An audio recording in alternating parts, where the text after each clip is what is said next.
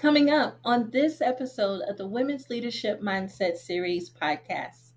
Having multiple cultures, having different homes, growing up in different places, sometimes you see this as a disadvantage because you wish you could say, I grew up in this place, this is my home, this is where I hold all the memories, which is something that is often envy of other people because you can go back to that place and you always have that place. But then this friend, she made me realize that you having so many exposures, it's a gift.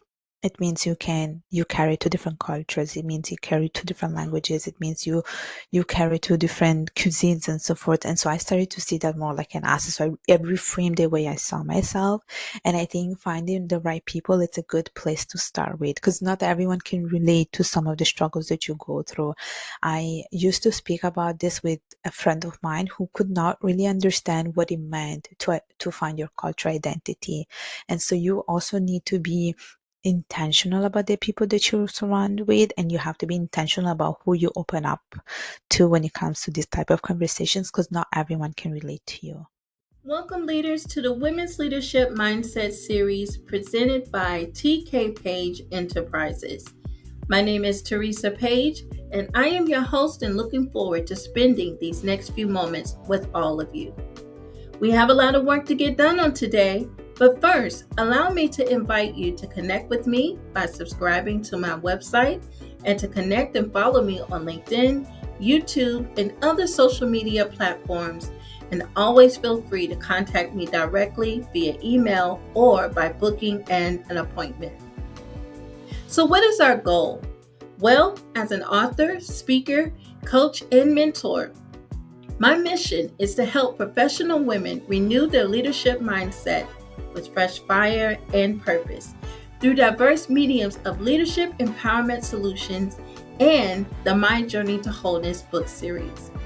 However, the Women's Leadership Mindset series is a new initiative intended to spotlight powerful women leaders and how they serve the world through their professions and purpose.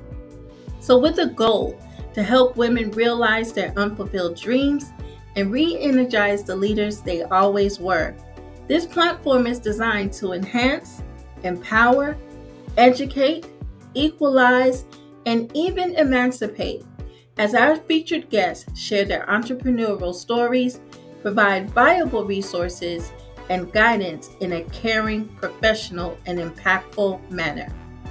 So, let's get down to business. Well, all right. In today's video, it is my pleasure to welcome to my virtual stage Urmi Hossain, co-chair of Women in Leadership of Montreal, Canada. Urmi is a self-published author, speaker, podcast host, and finance professional. She holds the Chartered Financial Analyst and Chartered Alternative Investment Analyst designations and works in the financial services industry while actively advocating for women's empowerment, identity, and self-leadership. Her book, Discovering Your Identity, A Rebirth from Interracial Struggle, explores her journey as a third cultural woman, navigating her sense of belonging, culture, and self-worth. Urmi also hosts Stories Beyond Borders, a podcast that amplifies diverse voices on identity, migration, language, and the meaning of home. She serves as the co-chair of Women in Leadership's Montreal chapter and is passionate about public speaking, mentorship, and continuous growth. So to connect with Urmi, you may reach her on her website at www.womeninleadership.ca/Montreal.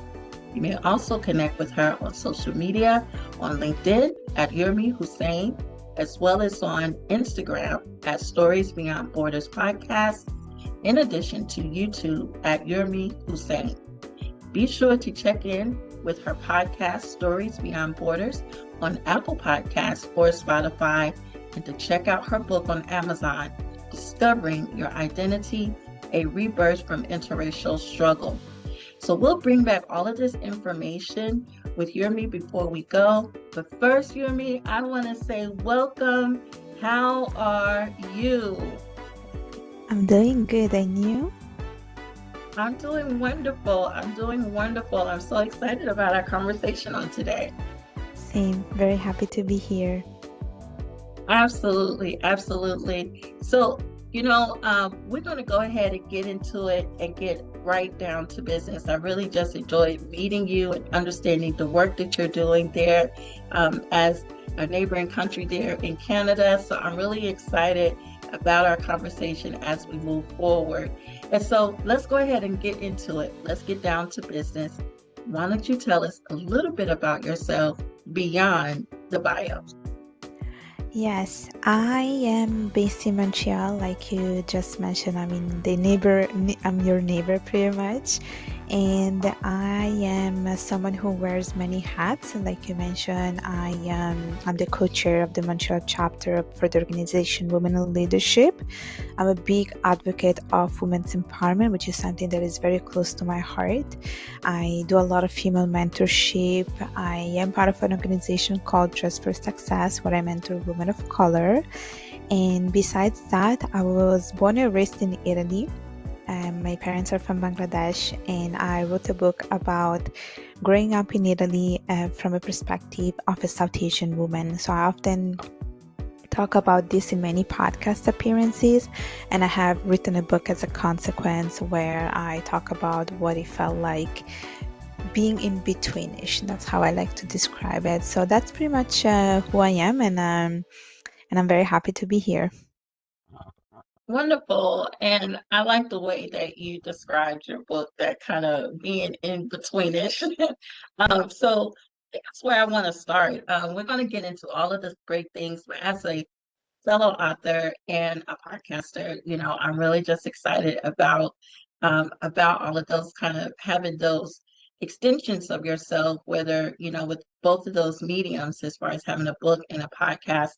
um, I think I want to start there first, and then we're going to talk a little bit more about your work with the women's group that you're part of there in Canada. So let's back up to that being in between it. Why don't you take us inside of your book, Discovering Your Identity, a Rebirth of Interracial Struggle? Kind of talk about that a little bit more and maybe give us a brief meats and potatoes of what this work is all about. Yes, my book is called Discovering Your Identity, a Rebirth from Interracial Struggle, and I talk about my experience in being in betweenish, in being a third culture kid, which is a concept that if people are not familiar with, it means that you have the first culture, which is the culture of your parents. You have the second culture, which is a culture where your parents are currently residing. So in my case was Italy. And then the third culture is basically your own culture that you get from these two cultures, and you're put in between basically the two culture, and that's where the third culture comes from. And I literally talk about how it was for me to grow up in a country that was very Western, but I also came from a South Asian background. So I always felt like there was a lot of conflict between the two, and in a certain aspect I never felt like I was in either one of the two cultures. Like I never felt like I was Italian enough, I never felt like I was Bengali enough. I felt like I was really in between, and I always had to choose side. So I talk about this in the book. So I talk about how it was for me to go to school, and the school was very Catholic. There was a church, there were nuns around schools, and me coming from a different religion, I always looked at it and thought, okay, I don't know who nuns are. So think about it from a perspective of a 6 years old who's like looking, watching these things. And then as I grow up, I talk about other different things as well from a perspective of a teenager. So I talk about what it was like dating, for instance. For instance, all of my high school friends, they were allowed to date, they were allowed to have a boyfriend. But I remember I was told, no, we don't do this. It's something that, it's forbidden in our culture. We don't go and date. Like I was not allowed to date within the community and not even outside of the community. I remember also other things such as dressing. So, for instance, in Italy, it's a very Western society. People dress however they want. They can wear shirts, skirts, and so forth. But me, I was always told to dress pretty modestly, like never show any parts of your body. And I remember my parents always tell me, "Oh, why don't you wear traditional South Asian clothes when we go for grocery?" But I remember feeling like I don't want to do that because what if I bump into some of my high school friends and they ask me, "What are you wearing?"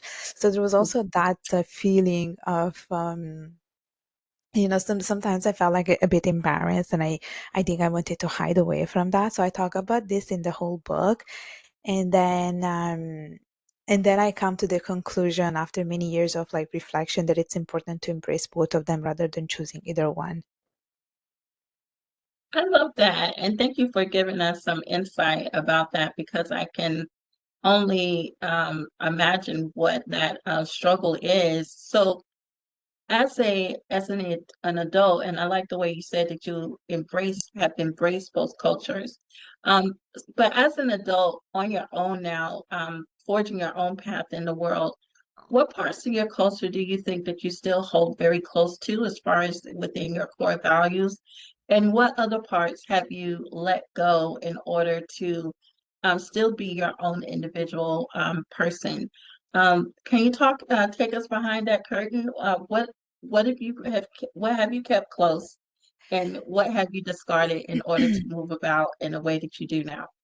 I think what I have really kept is really the positive things from each of the cultures.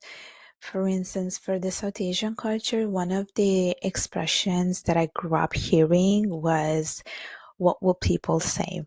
And I remember like every single action, every single thing that I was doing, I always had to have that expression in my mind before like acting on it, because there was really that fear that if you do something wrong, like people like that will taint the reputation of your family. People will start thinking you're bad and so forth. So I grew up thinking that, which I felt it was always limiting me. It was always limiting me because I always had to be careful before taking actions on anything. And so because of that, there was a part of me that really wanted to let go of the Bengali side. But then as I grew up, I was like, I can choose what I want to incorporate. I can choose what I want to embody. And so, for instance, for the Bengali side, like I very much like our traditional South Asian clothes, which was something that I initially was like, I was a little bit hesitant when it came to wearing them, but now I actually wear them and show them off to the world. I enjoy the Bengali cuisine. I think there is so much flavor and richness in the cuisine, which was something that I don't think I was appreciating enough when I was growing up. For instance, like I remember I would come back home and I would tell my parents or I would tell my mom, I want to eat pasta, I don't want to eat Bengali food. So now I actually appreciate that. And then other things from the Italian side, I feel like I returned a lot, and I keep like I'm very close to that Italian side because it's also the culture where I feel I can be my most self, because I grew up with a very Western mentality. So every time I was with my Italian friends, I could openly say things without being judged. Whereas with my Bengali side, I always had to be I always had to be a bit more careful because there was a fear that I could be judged, especially because it's a more close-minded in that sense. There's certain things that you're not allowed to be doing, especially when you're a girl. And so yeah, so I think from my Bengali side, like I enjoy more talking even in Bengali, which was something that I think I wasn't doing enough. I think at home we were always talking more Bengali Italian, and I was predominantly using Italian. But now I actually make an effort to use it, and I saw the value in it because it's a rare, it's one of those languages that people don't go and learn it. Like there are much more popular languages, for instance. And for the Italian side, I think I embody it on a regular basis. Like I do eat pasta very regularly. I do go to my Italian pastry stores to buy my favorite pastries. I think it's a reminder of home and how I felt when I used to be back in Italy. I um, I feel like there's also different personality that comes out when I'm speaking Italian. So yeah. Well, that's awesome, and I love the way that you're able to kind of navigate in each of those spaces and kind of pick and choose. So you should never have a dull moment. Before we get into your podcast, and it's possible we may have some young adults that are listening in and peeking into this conversation. What would you say to some young people that um, who are interracial and might be going through some of the younger struggles that you went through as you were growing up? What would you tell them to help them to find a little bit of balance as they're still having to navigate through home, still navigate through the standards of their culture and all of that, but still try to understand who they are as an individual. What would you give to them that might be listening? I think, and I think what has helped me in a sense is finding people similar to me. But I did not find these people similar to me when I was growing up. That was I would say that was probably the negative thing about growing up in a place where you don't see people that are similar to you. But as you become older, and I think social media really helps, I found people that are a lot more similar to me. And so finding people that are similar to you who go through the same struggles that you went through, like you start to realize that you are part of something and you belong to something. And I was lucky enough that when I moved to Montreal, I found a lot more people similar to me. Like one of my closest friends has also exposure to many different cultures, many different languages, many different traditions. But the moment like I open up to her, I feel like I was able to get a clear I was able to get clarity about myself. So maybe having multiple cultures, having different homes, growing up in different places, sometimes you see this as a disadvantage because you wish you could say, I grew up in this place, this is my home, this is where I hold all the memories, which is something that is often envy of other people because you can go back to that place and you always have that place. But then this friend, she made me realize that you having so many exposures, it's a gift. It means you carry two different cultures. It means you carry two different languages. It means you carry two different cuisines and so forth. And so I started to see that more like an asset. So I reframed the way I saw myself. And I think finding the right people, it's a good place to start with because not everyone can relate to some of the struggles that you go through.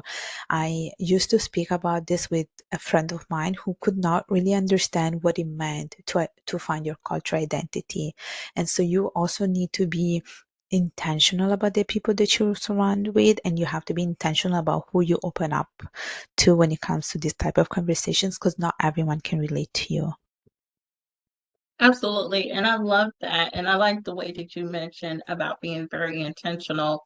And I think that kind of leads next into where I want to go next is talking about your podcast, because your podcast story Beyond Borders really does amplify voices that, and so it seems like you have created an intentional space for those to amplify those voices for those with their identity, migration, language, and the meaning of home. So tell us a little bit about your podcast and the voices that you want to elevate there. Take us behind the scenes as far as what inspired you to create that platform and tell us all about it and maybe a little bit about your guests, some of the guests that you've had the opportunity to interview. Yes, so my podcast is called The Stories Beyond Borders, and it's a podcast about immigration, which is a topic that is very close to my heart because I think we're all results of immigration, of movements, of people going from one place to another. And for instance, sometimes I make a parallel between my immigration story and that of my parents, which I really admire because when my parents, for instance, they moved from Bangladesh to Italy, they had no connections. They didn't know the language. They didn't know anyone from the place. They really had to start from scratch. And I think it takes a lot of guts and courage to do that. And then I also look at my own immigration story, but I had a foundation, like I knew how to navigate the workforce, I knew the language. So it's always interesting to see why people move. And so this is why I decided to create this podcast, because I wanted to give a platform for other people to share their stories of immigration and why they move. And it's always so interesting because we think that everyone moves for a better future, for better future opportunities, but often That's not the case. Some people move because they don't have a choice. Like they just have to move because there is a war going on and they become refugees and they have to find a new home, a new land. And so it was always interesting how they feel a lot of sadness when it comes to leaving their home. Like they don't want to move, they want to stay where they are. And so it's always very interesting. And also reintegrating yourself in a new culture is always very challenging because you do not know the language, you do not know the traditions, you do not know what they eat, you do not know how to communicate. There's also a whole business or communication etiquette. And so it's always very interesting. But one thing that came out from this conversation is that the theme is always the same. It's people like integrating in a new place, wanting to feel like they belong, wanting to assimilate, but also reminding themselves about their origins and where they come from and never forgetting that. So, this is what some of the conversations have been all about. Well, that's wonderful. And I just want to say thank you so much for giving voice to those who have shared the, immigrant experience. Not to get too deep into any political experiences, but I know here in the States, immigration is such the way that it's being done, I guess, with the our current administration, it hasn't necessarily been kind. And it seems like it's been um, an outward, I don't know, like a concerted effort to be sure to, utilize cruelty to either hinder or whatever. And it's not just even here in the States and in other parts of the world, like you mentioned, of individuals that may have to move as a result of war or other challenges and forced to leave. Um, I'm not sure if you've had any of these experiences in your own life, but in for those who may be listening, whether they're on the move or on the go, however, what would you give them? Because in a way, they're kind of stuck in between as well, having to leave their home, not exactly sure, where to go, or even if they find a place of refuge, it may not be so easy to, I guess, gain passage into those spaces. What would you give to them, I guess, to either help them to remain balanced or at least kind of make sure, and I'm still trying to form this question in a way that's not insensitive, but what would you give to them for those who that may calm some of their fears as they're trying to transition into one place into another and still have a sense of peace if it's possible. Um, and I may not even be asking this question correctly, but for those who may be on the move, and if you wanted to give them something, what would you tell them? I guess from your experience, what would you tell them from your heart to theirs as they're navigating this extraordinary experience? I think for people who are moving to new places and let's say just being immigrants going to a new place, I think what's always very important is to be authentic.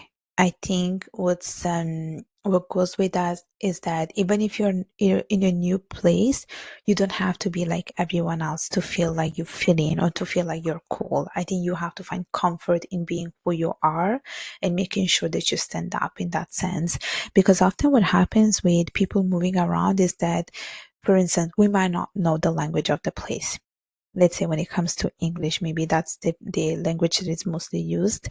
We often tend to change our accent because we're so ashamed of how we sound, or maybe we feel like our English is not good enough, and so we don't like ourselves, or maybe we're trying to remove that accent because, let's say for my case, like my Italian accent would come out when I would speak English, and I would be like, okay, but I don't want that.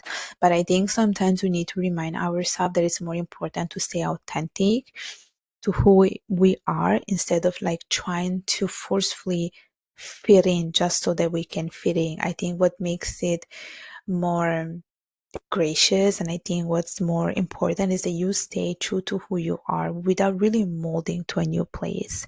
And I think with immigration, there are certain ways that you can also do to find a sense of community is actually finding, like I said at the beginning, people that are similar to you. And one practical thing that people can do, and I'm pretty sure you have it also in the States, there is this website called Meetup, which is a place where you create a profile and then you put all your different interests, and then the actual website sends you like notifications about different events or groups that are happening. So maybe there is, let's say, a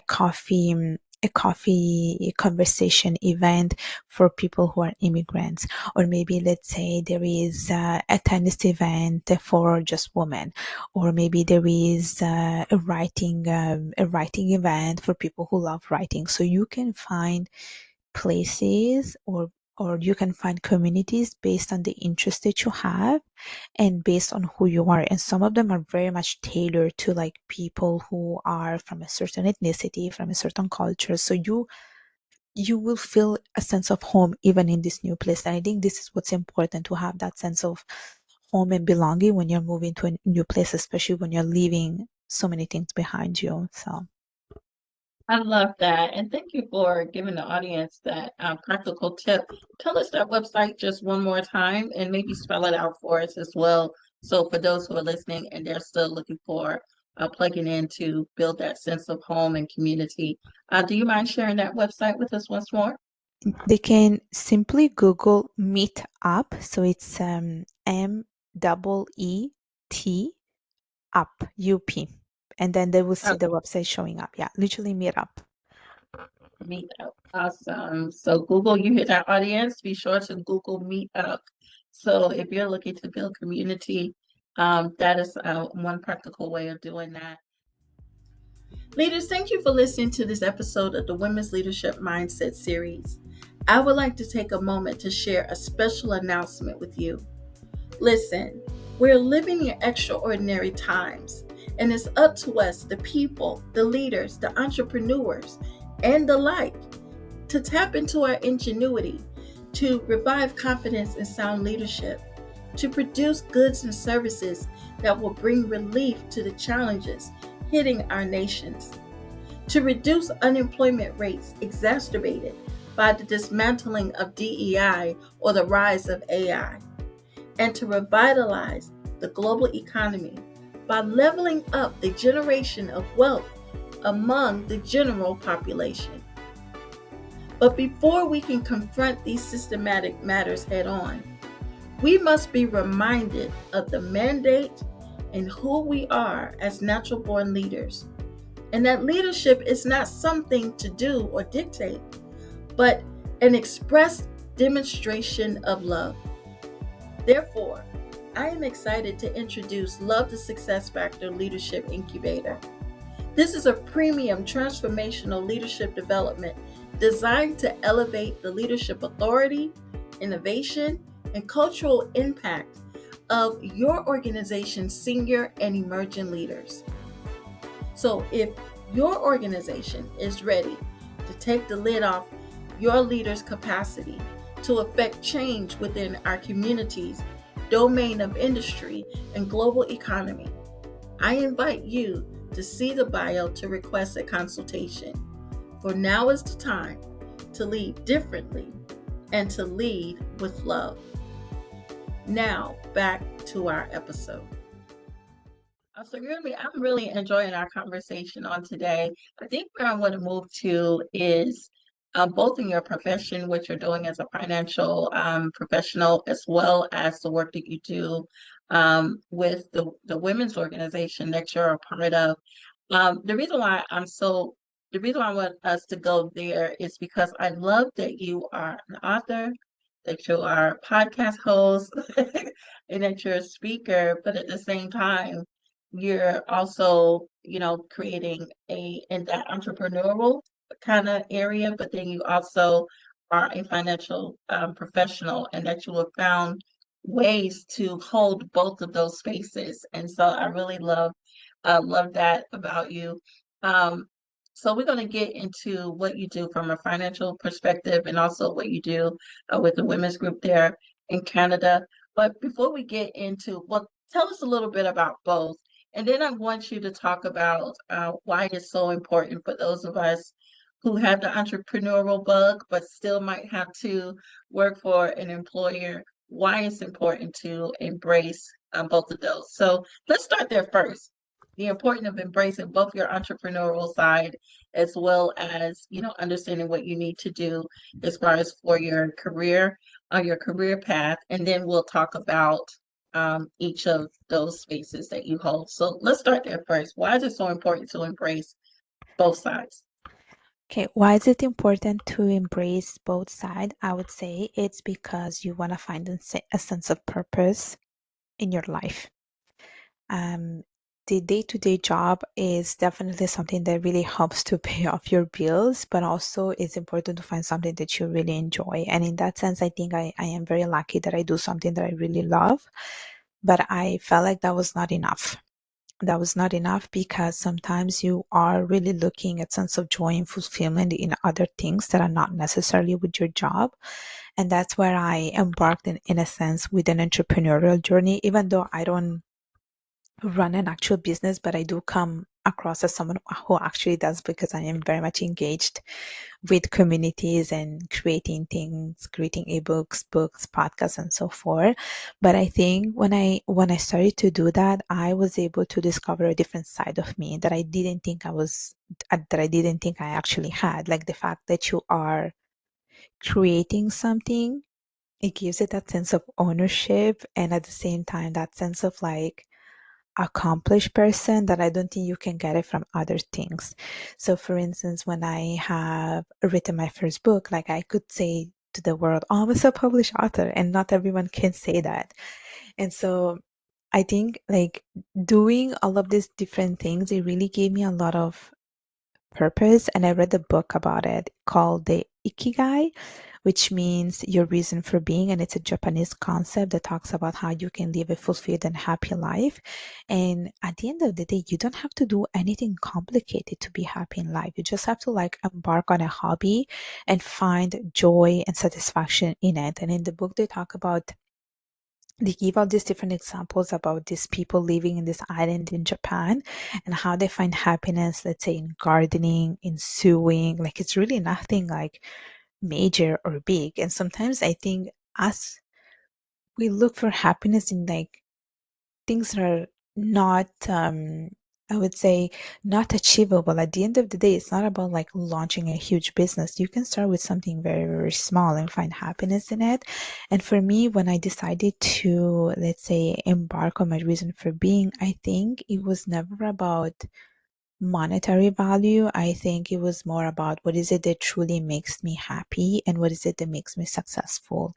And so I always say I am again in between two different worlds, but I remind myself that in my 9 to 5, whether I'm in my 9 to 5 or in my 5 to 9, I always make sure that I'm staying true to myself and that I stay the same person no matter what the situations are.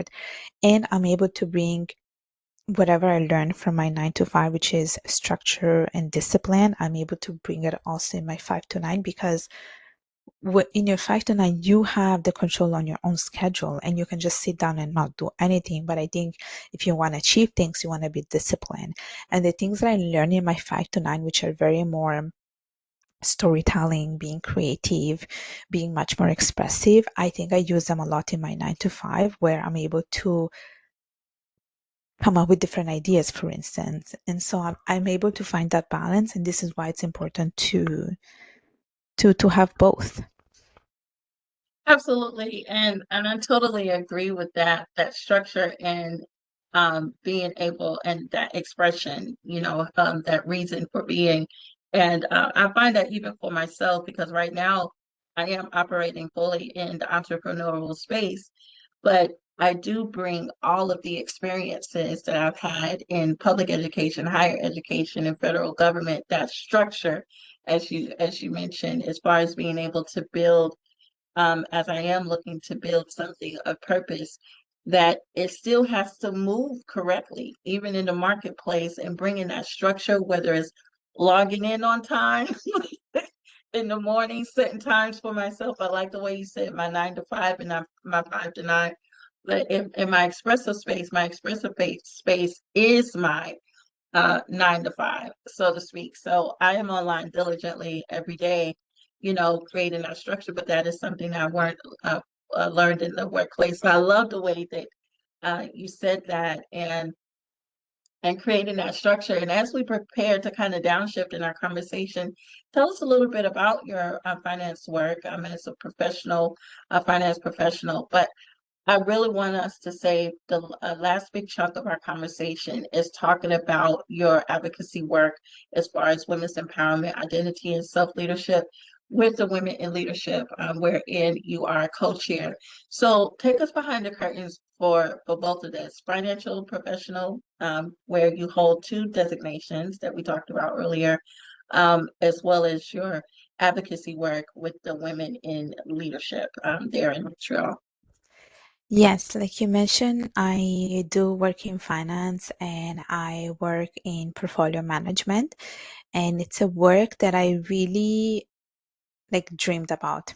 I think when I was in university, I always described my relationship with my major, which was finance, as love at first sight. And I very much enjoyed taking classes, listening to my professors, writing the exam. I felt um, it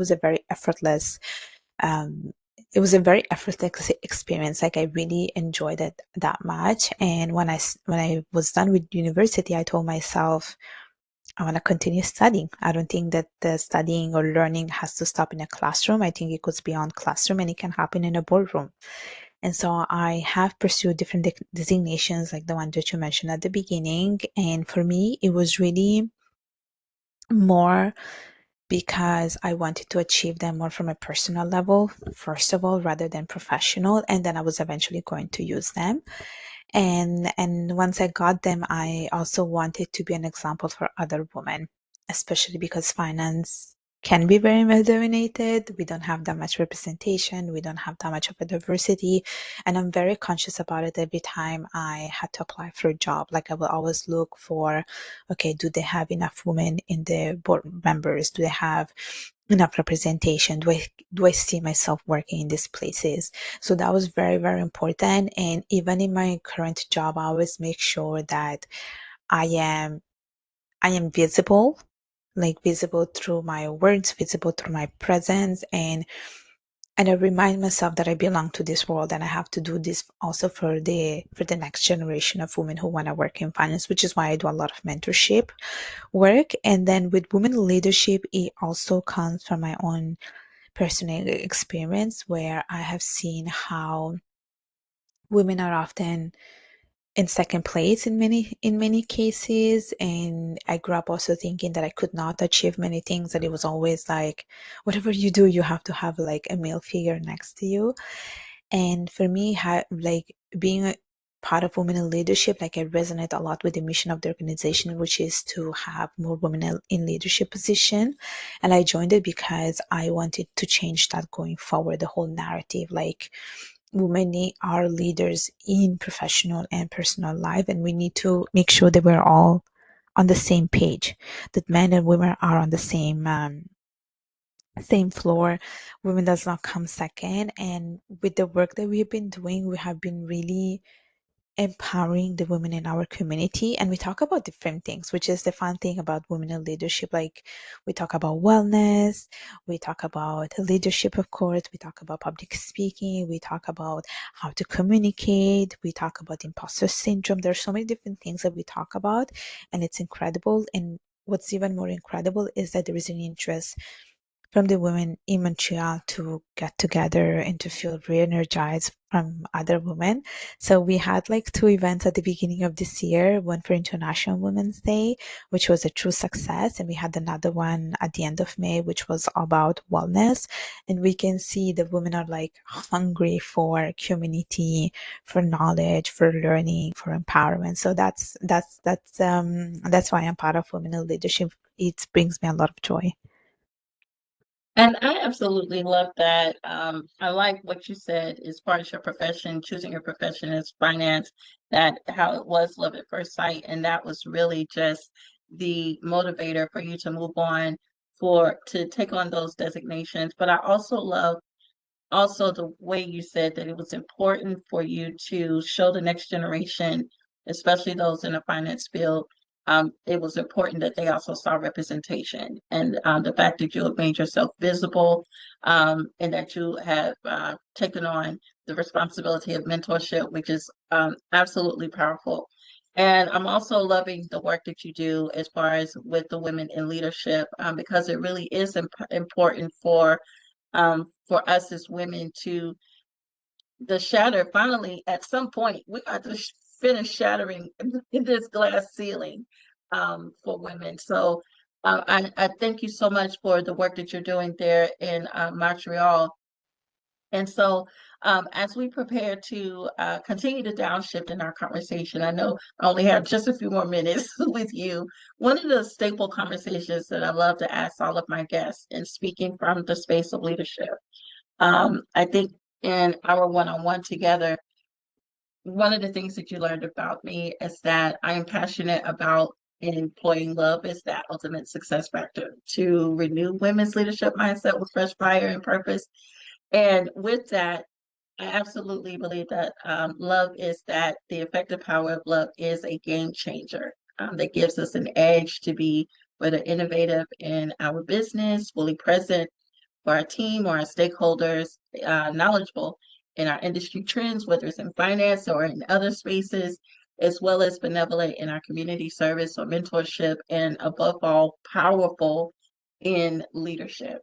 And so, understanding this, can you share with us what kind of leader would you say that you are? If you had to describe yourself, what kind of leader would you say that you are? I think I'm a leader who is building a sustainable impact. I think leaders' job is to really make an impact in the community they serve, in the people they serve. And I think when you do that, it's not a one-time thing. It's a thing that you do on a continuous basis, consistently. And so for me, it's really about for me, it's about really building sustainability and making sure that I am inspiring people each day. That's wonderful, and that's wonderful. And how do you believe that love has tangibly shaped you to be this leader that is building sustainable impact? I think the way love has changed is more about, I think it was more about self love. I had to really accept myself for who I was and for who I am and for who I am becoming, but always staying true to myself even when I'm leading. Because I think what people want to see is someone who is consistent with the message, someone who's true to themselves, and the fact that I was able to accept myself when it comes to my cultural identity, I think gave me the power to really like be the leaders that I want to be and that I think the community needs as well. Well, that's wonderful. I absolutely love that. And Yumi, well, we have come to the end of our conversation. I know that I have to let you run up out of here in this conversation. I've enjoyed it so much today, the way you've taken us inside of your world. So, can you share with us your final words? What are your final words that you would leave us with? Because you have educated us along in this conversation as we move forward in 2026, what are your final words that will take us forward from today and moving ahead in 2026 and beyond? I think my final message would be to always choose yourself no matter what you do in life, and you're never late when you want to start a new project. I love that. Always choose yourself, and you're never late when you want to start a new project. Well, Miss Urmi, it was such an honor to be able to spend some time with you on today. I bid you nothing but great success. Continue to keep us in the know of all of the big things that you're doing. And I just want to say thank you so much for joining us on today. It was such an honor. Thank you. Thank you.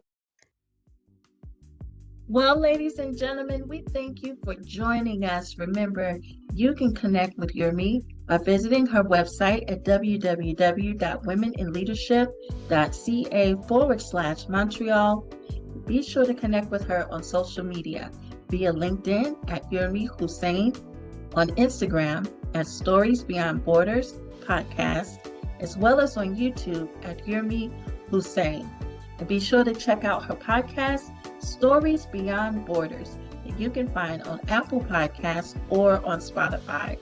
And also check out her book, Discovering Your Identity, a Rebirth from Interracial Struggle, that you can also find on Amazon. So we'll put this information in the bio. Now, leaders, do you have an important story to tell that would inspire others to step into their dream career or business? If so, check the bio to learn how to become one of my special guests. So we want to say thank you for joining in for another episode of the Women's Leadership Mindset series. Remember to like, share, and subscribe. And as always, here's to the journey, and let's move forward.